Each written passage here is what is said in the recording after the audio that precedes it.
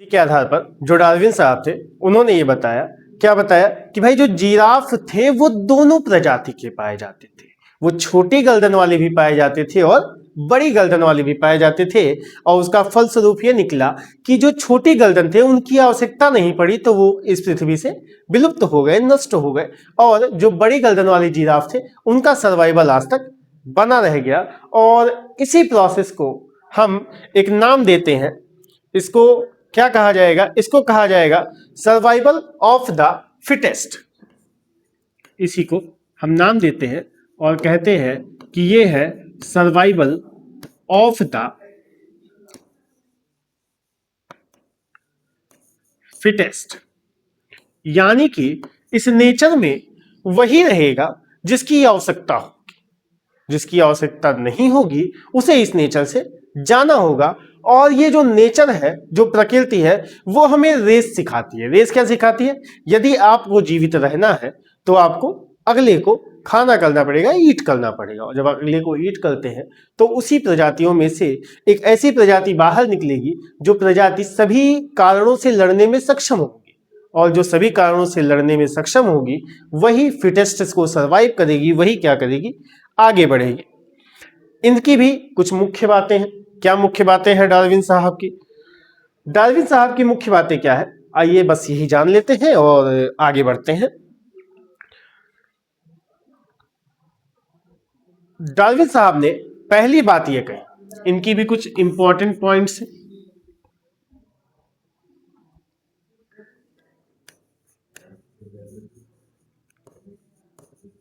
इनके क्या important points हैं? इनका पहला जो इंपॉर्टेंट पॉइंट है, जो मुख्य बात था, वो क्या था? इन्होंने कहा कि भाई किसी भी जीव के लिए जो सबसे जरूरी है वो क्या है? वो है संघर्ष। जो जीव है वो संघर्ष कर रहे हैं, आपस में लड़ रहे हैं, और अलग अलग प्रजातियां आपस में लड़ रही हैं, और जो प्रजाति जीत जाती है वो प्रजाति आके सर्वाइव कर जाती है, आगे अपना जीवन व्यतीत कर लेती है। इन्होंने सबसे पहले संघर्ष के बारे में बताया। दूसरा इन्होंने बताया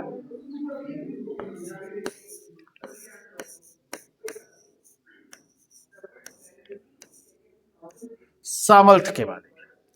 पहला इन्होंने संघर्ष बताया। संघर्ष क्या बताया? कि भाई बहुत सारे प्रजातियां हैं और सभी प्रजातियां स्वयं को जीवित रखने के लिए लड़ रही हैं, तो ये तो उनका संघर्ष हो गया। सामर्थ्य क्या हो गया? सामर्थ्य ये हो गया कि उन प्रजातियों में कोई ऐसी प्रजाति भी होगी जो सभी कारणों से लड़ने में सक्षम होगी, और जो सभी कारणों से लड़ने में सक्षम होगी उसी को हम क्या कहेंगे? उसी प्रजाति को हम कहेंगे कि ये प्रजाति कैसी है? सामर्थ्य है इसके अंदर, शक्ति है इसके अंदर, ऊर्जा है जो क्या कर सकती है? आगे नेचर से लड़ सकती है और प्राकृतिक आपदाओं से बढ़कर आगे बढ़ती है और अपने जीवन को व्यतीत करती है, यानी कि उनका जो अस्तित्व है वो आगे भविष्य में बना रहेगा।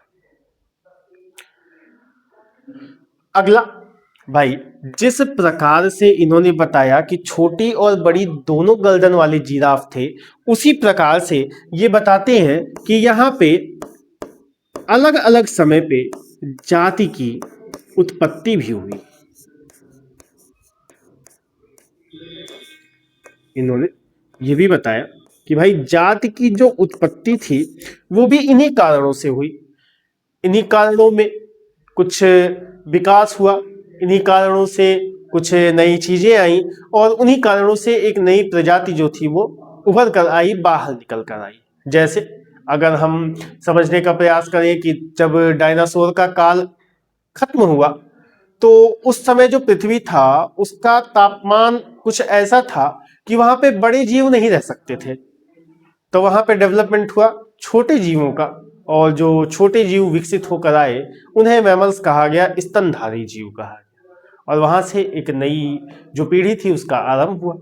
कुछ इसी प्रकार से डार्विन साहब अलग अलग समय की बातों को बताते हैं और अपने मुख्य बातों पे ध्यान देते हुए कहते हैं कि भाई किसी भी जो प्रजाति है उसके लिए संघर्ष, सामर्थ्य और उसकी प्रजाति से लड़ रहे नई जातियों की उत्पत्ति के लिए जिम्मेदार होती है।